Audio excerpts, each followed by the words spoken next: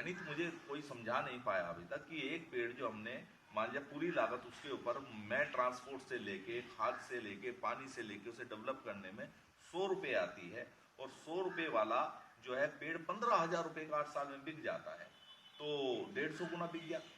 ये मिनिमम मैंने बताया है, नहीं तो ये कैलकुलेशन 250 या 300 गुना तक जा सकती है। तो इतने रेट तो प्रॉपर्टी के भी नहीं बढ़ते, लेकिन किसान अभी समझना नहीं चाहता, या वो जानबूझकर बेवकूफ बना हुआ है, ये समझ से परे है। तो यही मैं किसानों को समझाना चाहता हूँ कि अगर आप अपनी आय को दुगना नहीं बल्कि कई गुना बढ़ाना चाहते हैं, 150 गुना बढ़ाना चाहते हैं, तो एग्रो फॉरेस्ट्री कीजिए।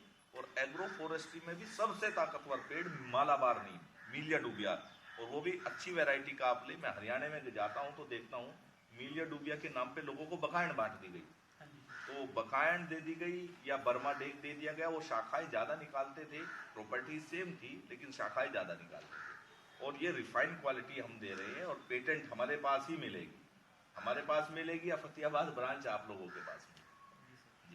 एक मतलब लोगों को ये वहम है कि ये अगर इसको मेड पे लगाया जाएगा तो ये फसल को बहुत ज़्यादा नुकसान पहुंचाएगा, तो इसके बारे में आप क्या कहोगे सर? ये जैसे पॉपुलर का पत्ता होता है वो गलने में बड़ा समय लेता है, यूकालिप्टिस का जो पत्ता होता है वो भी बहुत लंबा समय लेता है, और इवन उसके अंदर एक इफेक्ट होता है जो मैं आपको, वनस्पति विज्ञान का ये शब्द है एलेलोपैथिक इफेक्ट, उसको बोलते हैं। वो जमीन को बहुत धीमे धीमे बंजर की ओर लेके जाता है, जैसे स्लो पॉइजन काम करता है मनुष्य के लिए, ऐसे ही यूकालिप्टिस का पत्ता स्लो पॉइजन की तरह जमीन के लिए काम करता है।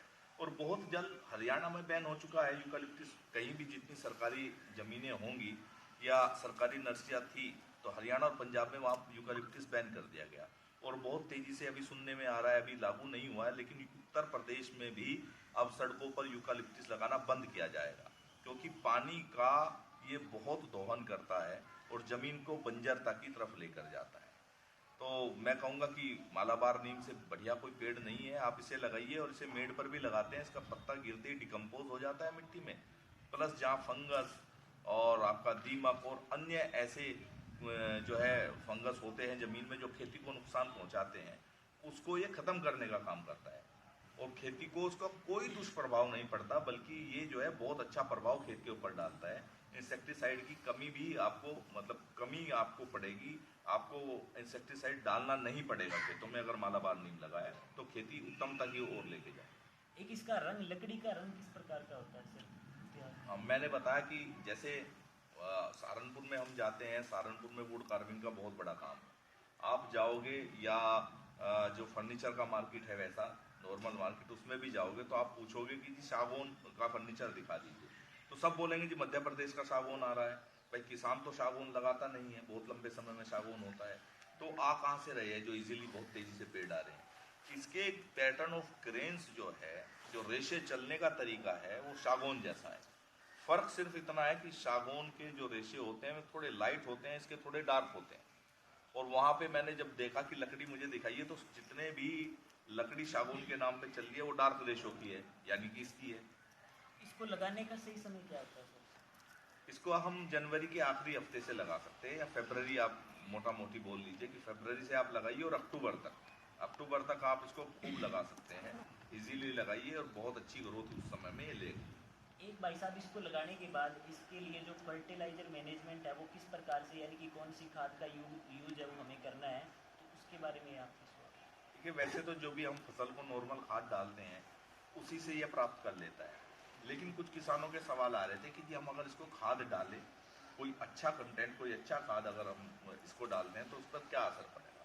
तो वैसे तो हम बताते थे कि थोड़ा NPK लगा लीजिए या डाई लगा लीजिए, लेकिन अब हमने एक अलग से, क्योंकि हम ऑर्गेनिकता, हम जो है ऐसी तरफ जाना चाहते हैं, हम खेती को उस ओर लेके जाना चाहते हैं जिसमें पेस्टिसाइड का या इंसेक्टिसाइड का यूज कम होता हो। तो इंसेक्टिसाइड को तो पेड़ स्वतः कम कर रहा है, तो हमने एक वैज्ञानिकों की सलाह पर, वैज्ञानिकों से हमने सलाह ली है कि कौन सा हमारा एक ऐसा ऑर्गेनिक खाद का एक ऐसा फार्मूला हमें तैयार कीजिए जिससे ना सिर्फ पेड़ की बल्कि अन्य कोई भी खेती हो उस पर बहुत शानदार प्रभाव आएगा, जितने कंटेंट हमारे मिट्टी में सोए हुए हैं जो उनको एक्टिवेट कर सकता है। तो ऐसा हमने खाद एक तैयार कराया है जो वृंदा एग्रो के नाम से ही अभी मार्केट में हम देना शुरू करेंगे, डायरेक्ट किसान भाइयों को देंगे हम किसी दुकान से नहीं मिलेगा, सिर्फ वो हमारे ही पास से मिलेगा। और उसमें हमने सीवीड जैसे, ह्यूमिक जैसे बहुत सारे कंटेंट्स हमने उसमें रखवाए हैं, जिंक, कैल्शियम, मैग्नीशियम और सब चीज़ें उसमें होंगी जो पेड़ को बहुत तेज़ी से वजन कैरी कराएगी। और ना सिर्फ पेड़ को, अन्य किसी खेती में मान लिया बाग में आप इस्तेमाल कर रहे हैं तो फ्रूटिंग की गोलाई बहुत अच्छी देगा, फ्रूट बहुत दिखने में सुंदर आएगा। तो वो एक ऐसा हमने खाद तैयार किया है और वो पूर्ण रूप से ऑर्गेनिक होगा। धन्यवाद मुनीष भाई। मैं उम्मीद करता हूँ कि सभी किसान साथियों को अपने सभी सवालों के जवाब है वो मिल चुके होंगे इस वीडियो के थ्रू। तो मैं बार बार यही किसानों से कहता आ रहा हूँ कि आप इसको ज़्यादा से ज़्यादा मात्रा में इस पेड़ को लगाएं, और जो पारंपरिक खेती आप करते आ रहे हैं उसके साथ भी आप इसको कर सकते हैं, और कुछ लीक से हटके भी आप इसकी खेती है वो कर सकते हैं।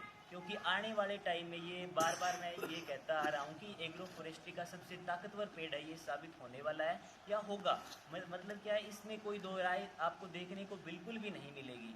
इतनी अच्छी क्वालिटी है इसकी लकड़ी की और इतनी अच्छी ग्रोथ किसी और पेड़ की मैंने आज तक अपने पूरे जीवन में नहीं देखी है। धन्यवाद। गणित